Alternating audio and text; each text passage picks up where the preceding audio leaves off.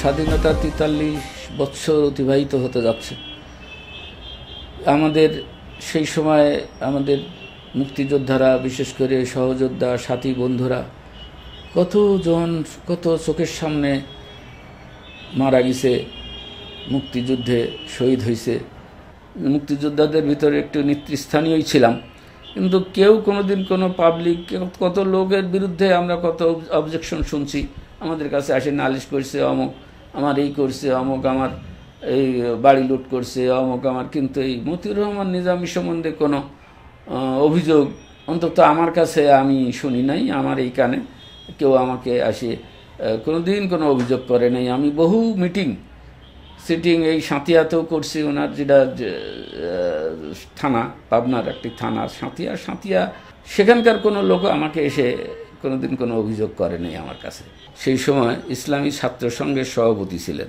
তাহলে ওনাকে নিজে গিয়ে অগ্নিসংযোগ করতে হবে কেন, আর নিজে গিয়ে একজনের মারতে হবে কেন? উনি তো ইচ্ছা করলেই, হুকুম দিলেই তো ওখানে যেখানেই যে জেলাই হোক সেখানেই তো ওনার অর্গানাইজেশনের লোকজন আছে। যেরকম আমি একজন জেলা কমান্ডার, আমি মনে করলে আমার তো সব থানাতে গিয়ে নিজে হাতে কিছু করতে হবে না, তো ওনাকে নিজে হাতে গিয়ে ওই মফস্বল শহরে ওই গ্রামে গিয়ে এরকম ঘটনা ঘটাতে হবে, এটা আমার কাছেও কেমন যেন এটা বিশ্বাসযোগ্য না। 1971 সালে আমি মুক্তিযুদ্ধে অংশগ্রহণ করি, দুলু ভাইয়ের সাথে দেখা করি, বর্তমান এমপি। আমরা বললাম যে আমরা মুক্তিযুদ্ধে অংশগ্রহণ করব। সে আমাদের একটা স্লিপ করে দিল, আমরা চলে গেলাম কেঁচুয়াডাঙ্গায়।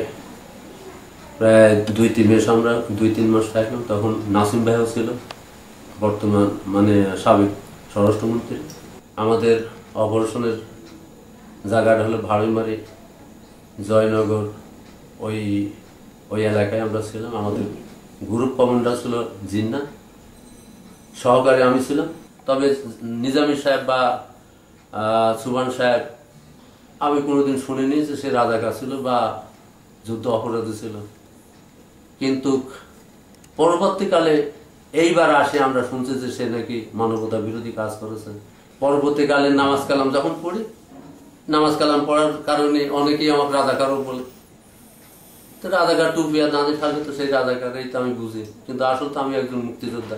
1971 সালে 11 এপ্রিল আমাদের ঈশ্বরদীতে মিলিটারি ঢোকে। পাখি পেপারে চাকরি করি, তখন বিকালবেলা মিলিটারি একেবারে পাখিতে তৈরি দেয়। পাখি তৈরি গেলে আমরা সমস্ত লোকজন যা ছিলাম সব ব্রিজ পার হয়ে সব ওপারে তৈরি গেলাম এবং আবার বাংলাদেশে আসলাম। বাংলাদেশে আসার পরে ওই দাসুরিয়া একবার যুদ্ধ করলাম, পাবনা মালিকাতে যাই টাওয়ার ভাঙলাম। তারপরে যে চরসাপুর এখানে মিলিটারির সঙ্গে যুদ্ধ করলাম। তো এই যে এখন যেটা হচ্ছে যে মতিউর রহমান নিজামী, আব্দুল সোহান সাহেব যে ঈশ্বরদীতে আসতো, এটা সব ডাহা মিথ্যে কথা। এটা মতিউর রহমানের কোনো নামই নাই সেখানে। মতিউর রহমানের কেউ চেনে নাই ঈশ্বরদীর পাশে। এমনকি সুবান মোল্লা সে সময় এমপি ছিল। আমার বয়স তখন 35-36 বছর বয়স। আমি তখন বেশ ভালো বোঝা করে আমি ছোট জীবন থেকে ছাত্রলীগ করে আসতে, ছাত্রলীগের সঙ্গে আমার সম্পর্ক ছিল। আমি সেই সময় যা দেখেছি, সেই সময় এই যে এখন মতিউর রহমান নিজামীর কথা যেটা বলতে, যে সে সপ্তাহে 2 দিন ঈশ্বরদী আসতো, মানুষ মারি যাইত, মুক্তিযোদ্ধারে মারতো, এসব কথা তো বিশ্বাসযোগ্য কথা না, এটা মিথ্যা কথা। 71 পরে যখন ঢাকায় পাক বাহিনী অত্যাচার শুরু করলো, এক পর্যায়ে আমাদের নগরবাড়ি ঘাটে আসলো। আচ্ছা, নগরবাড়ি ঘাটতে যখন পাবনা যায়, তখন রাস্তার 2 সাইডে বাড়িঘর যেগুলি সেগুলো পোড়ায়। তখন ওখানে যা দেখলাম যে মফেদ নাম করে একটা রাজাকার ঠিক ওই টাইমে নগরবাড়ি ঘাটে যা খবর দেয় সেনাবাহিনীর, যে ওখানে অনেক ইপিআর জমা হয়ে আছে। তো ওই অতিরিক্ত হামলাতে অতগুলি লোক মারা গেছে। 71 সালে নিজামী সে এলাকা হত্যা করেছেন। স্বাধীনতা যুদ্ধ চলাকালীন ওনার তো কোনো নাম নিশানি, তখন ওই সাঁথিয়া মোহাম্মদপুর ওনার গ্রাম।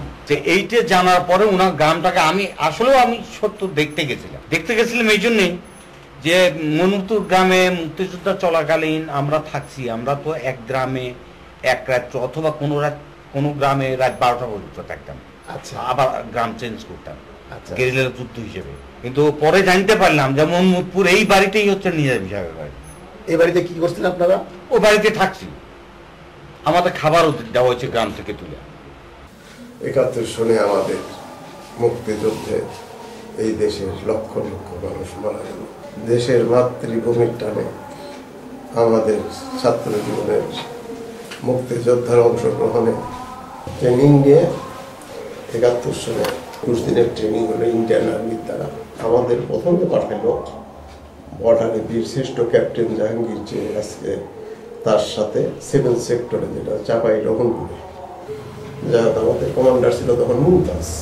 গরিলা ফাইটের জন্য আমরা আটঘরে, যেটা কৃষ্ণপুরের রেজাও ছিল আমাদের সাথে, এইসব সহ মুক্তিযোদ্ধাকে তখন গরিলা অ্যাকশনে আমরা আটঘরেতে আমরা 1 মাস থাকার পরে দেশটা স্বাধীন হয়ে যায়। আমরা কিছু ছোটোখাটো অপারেশনে এলাকার পিস কমিটির লোকজন 2-4 জনকে ধরে, পাবনা শহরের কেউ, পাবনা জেলারই লোক কেউ জানে না যে নিজামী সাহেব পাবনার একটাই মুক্তিযোদ্ধার বিরোধিতা করছে, এরকম রেকর্ড তার বিরুদ্ধে আমরা কোনো মুক্তিযোদ্ধারই জানি না বা ছিল না।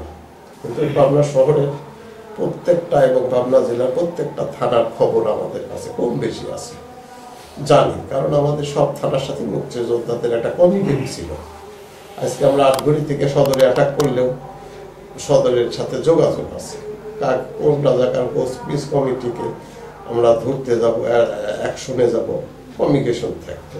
এখন মৌলানা সুবহান নিজামী সাহেবের কি উদ্দেশ্যে 40 বছর পর তাদের বিরুদ্ধে যুদ্ধ অপরাধী বিচার সাধা চাই, তো প্রকৃত মুক্তিযোদ্ধা হয়ে আমাদের কাছে খুব কষ্ট লাগে।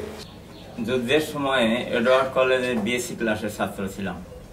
যখন যুদ্ধ আরম্ভ হয় আমরা প্রথম থেকেই সশস্ত্র যুদ্ধ করি এবং আমি কাছে 2টা রাইফেল ছিল, আমার সাথে অনেক সহযোগী মুক্তিযোদ্ধা ছিল, তাদের সাথে আমরা যুদ্ধ করি।